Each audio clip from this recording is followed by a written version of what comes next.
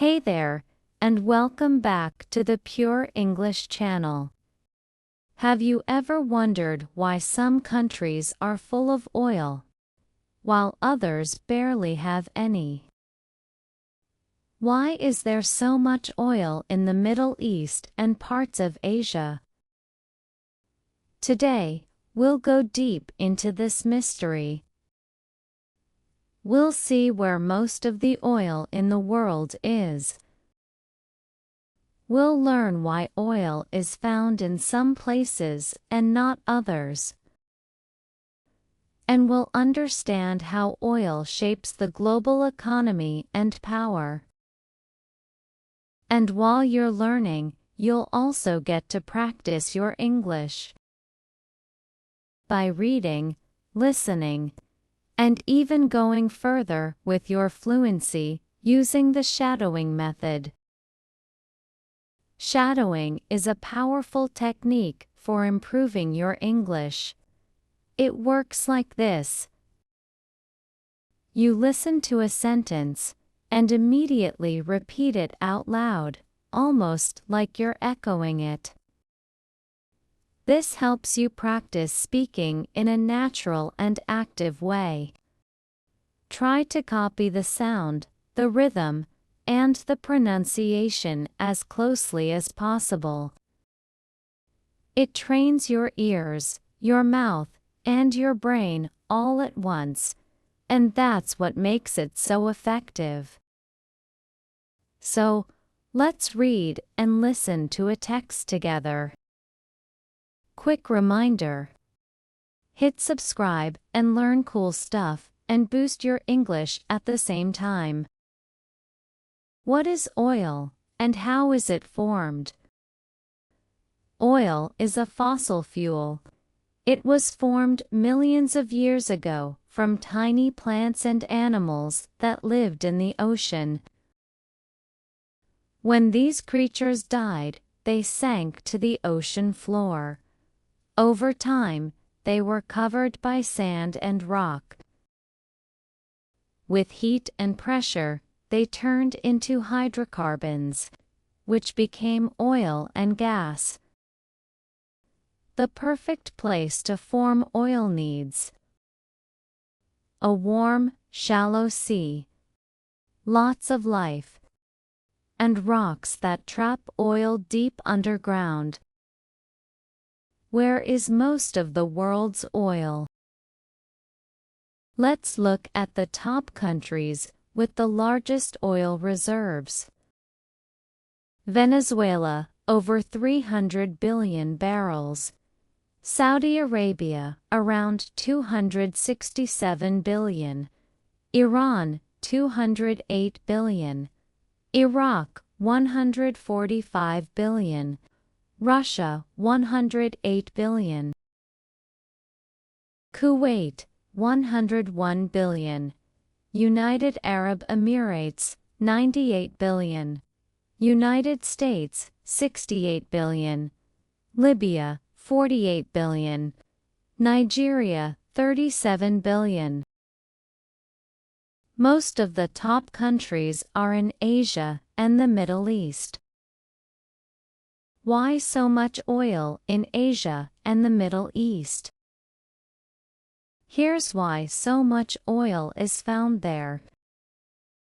Millions of years ago, the Middle East was under a warm, shallow sea, perfect for oil to form.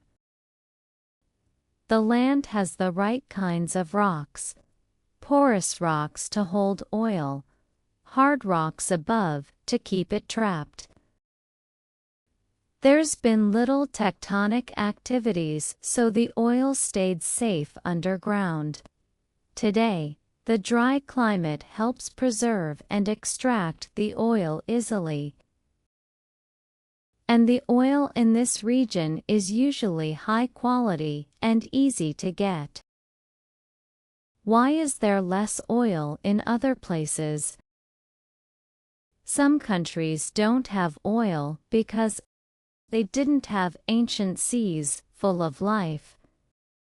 The oil escaped through broken rocks. the tectonic plates moved too much, or the right conditions just never happened. Not every place has the perfect combination of biology, time, and geology. The global impact of oil. Oil brings power but also problems. Economic power. Countries with oil get rich selling it. War and conflict. Oil has caused many fights and invasions. Oil dependence. Some nations rely on oil for most of their money. Environmental damage. Oil drilling and burning cause pollution. Global influence. Oil-rich countries control energy prices. Oil is not just energy. It's a tool of power. Oil, nature's gift, or global trap. Oil shaped the modern world. It fuels our cars, powers industries, and supports economies.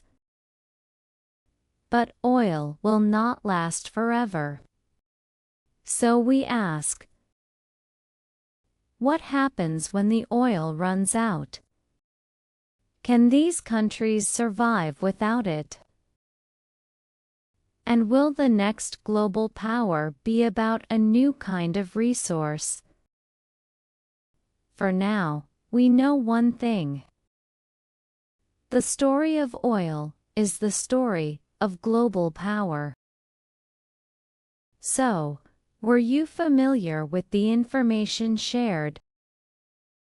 Let us know in the comments, and don't forget, learning a language is all about showing up and practicing a little every day. Shadowing is a powerful tool. So come back, watch this video again, and keep repeating the sentences out loud. Stick around and use this channel to practice shadowing whenever you can.